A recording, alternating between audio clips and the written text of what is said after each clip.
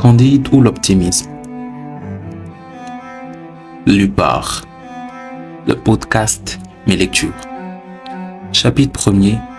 Comment Candide fut élevé dans un beau château et comment il fut chassé d'ici. Il y avait en Westphalie, dans le château de Monsieur le Baron, de Thunder ten Tronckh, un jeune garçon à qui la nature avait donné les mœurs les plus douces. Sa physionomie annonçait son âme. Il avait le jugement assez droit, avec l'esprit le plus simple. C'est, je crois, pour cette raison qu'on le nommait Candide. Les anciens domestiques de la maison soupçonnaient qu'il était fils de la sœur de Monsieur le Baron et d'un bon et honnête gentilhomme du voisinage.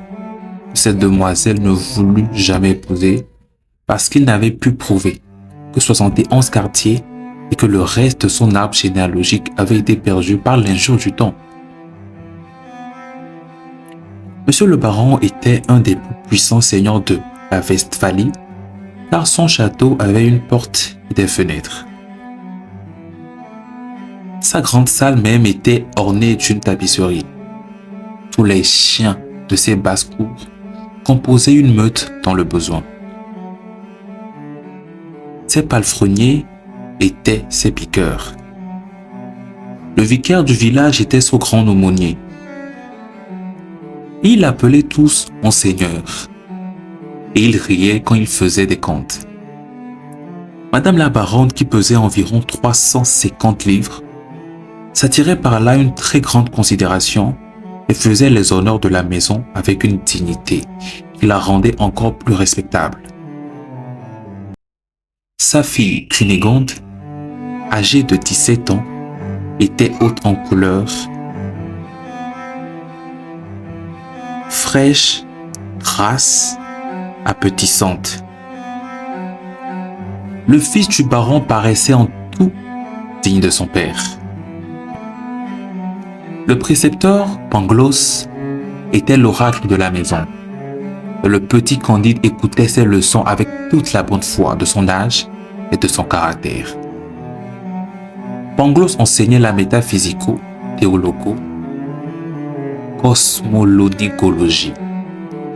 Il prouvait admirablement qu'il n'y a point d'effet sans cause et que, en ce meilleur des mondes possibles, le château de Monseigneur le Baron était le plus beau des châteaux et Madame, la meilleure des baronnes possibles.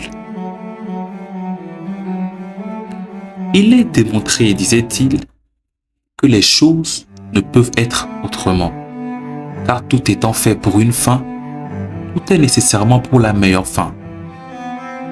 Remarquez bien que les nez ont été faits pour porter des lunettes.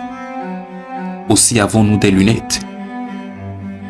Les jambes sont faites visiblement instituées pour être chaussées. Et nous avons des choses. Les pierres ont été formées pour être taillées et pour en faire des châteaux. Aussi, Monseigneur a un très beau château. Le plus grand baron de la province va être le mieux logé. Et les cochons étant faits pour être mangés, nous mangeons du porc toute l'année. Par conséquent, ceux qui ont avancé que tout est bien ont dit une sottise. Il fallait dire que tout est au mieux.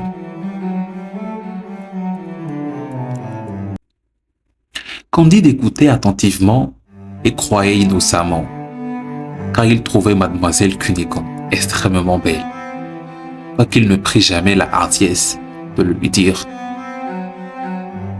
Il concluait qu'après le bonheur d'être né baron de Thunder ten Tronckh, le second degré de bonheur était d'être mademoiselle Cunégonde. Troisième, de la voir tous les jours. Et le quatrième, d'entendre maître Pangloss, le plus grand philosophe de la province et par conséquent de toute la terre.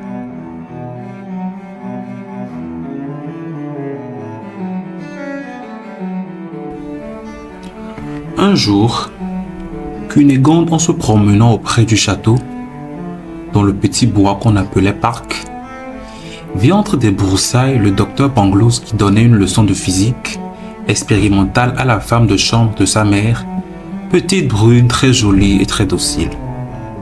Comme mademoiselle Cunégonde avait beaucoup de disposition pour les sciences, elle observa sans souffler les expériences réitérées dont elle fut témoin. Elle vit clairement la raison suffisante du docteur, les effets et les causes. Elle s'en retourna tout agitée, toute pensive, toute remplie du désir d'être savante, songeant qu'elle pourrait bien être la raison suffisante du jeune Candide, qui pouvait aussi être la sienne. Elle rencontra Candide en revenant au château et rougit. Candide rougit aussi. Elle lui dit bonjour d'une voix entrecoupée, et Candide lui parla sans savoir ce qu'il disait. Le lendemain, après le dîner, comme on sortait de table, Cunégonde et Candide se trouvèrent derrière un paravent. Cunégonde laissa tomber son mouchoir. Candide le ramassa. Elle lui prit innocemment la main. Le jeune homme baisa innocemment la main de la jeune demoiselle avec une vivacité, une sensibilité, une grâce toute particulière. Leurs bouches se rencontrèrent, leurs yeux s'enflammèrent, leurs genoux tremblèrent, leurs mains s'égarèrent. Monsieur le baron de Tondo-Tentranck passa auprès du paravent et voyant cette cause et cet effet, chassa Candide du château à grands coups de pied dans le derrière. Cunégonde s'évanouit. Elle fut souffletée par madame la baronne dès qu'elle fut revenue à elle-même. Et tout fut consterné dans le plus beau et le plus agréable des châteaux possibles.